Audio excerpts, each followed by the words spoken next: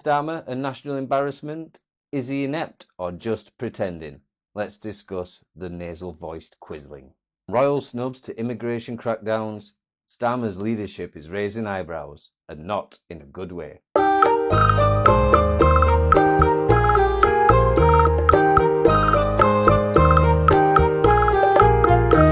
The VJ Day snub, August 15th.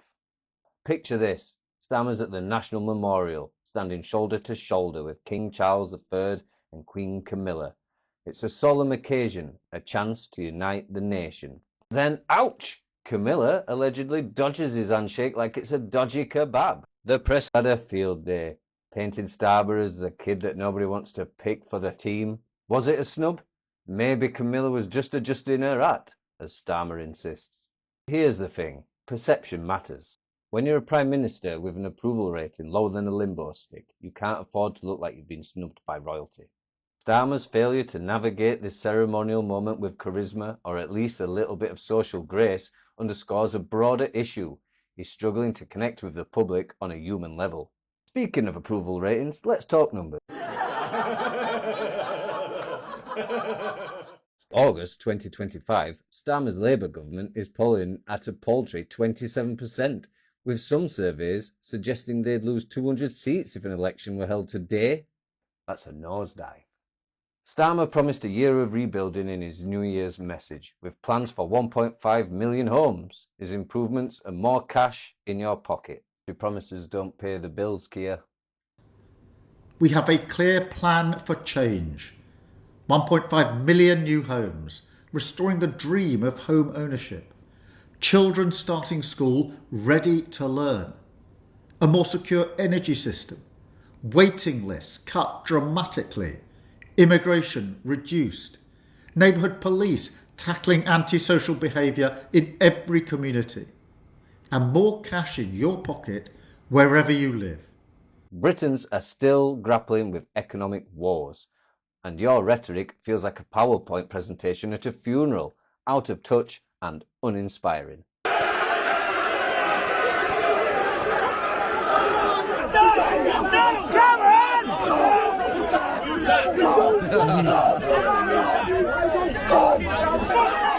I'm taking our money. I'm a working man, you know. Now let's pivot to Keir's immigration policies, which have sparked more heat than light. On August 12th, he announced a crackdown, including arrests of hundreds of delivery drivers working illegally and a $5 million boost for immigration enforcement. He's doubled down, vowing swift deportations for foreign criminals and small boat arrivals. Sounds tough, right? This hardline stance has fueled protests, with crowds chanting derogatory slogans outside migrant hotels.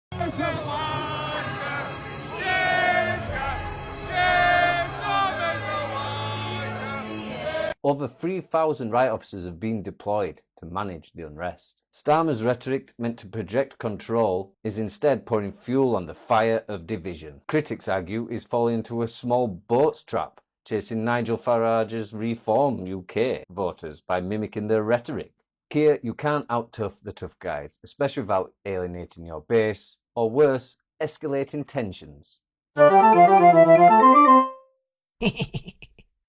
Let's talk about Starmer's international moves, particularly Ukraine. Where's a plan to address root causes like economic inequality or smuggling networks? Cracking down is easy.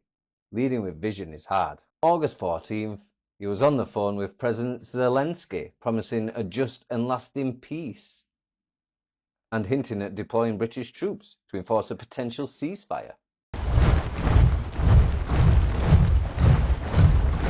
This is bold, maybe too bold. With the UK economy strained and public services creaking, sending troops abroad looks like a distraction away from domestic wars.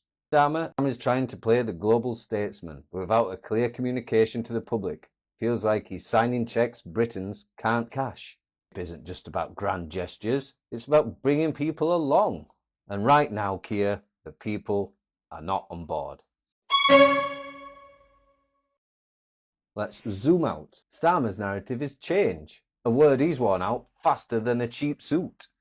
He's promised technical colleges, neighbourhood policing and a stronger NHS.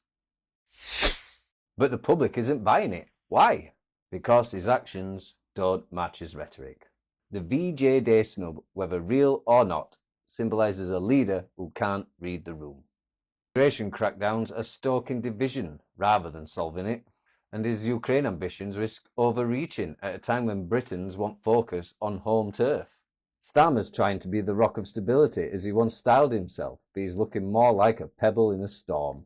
So what's the verdict on Keir Starmer in August 2025? He's a leader with big plans, but bigger problems. The VJ Day snub gaffe shows he's not connecting on a personal level. His immigration policies are fanning flames instead of building bridges.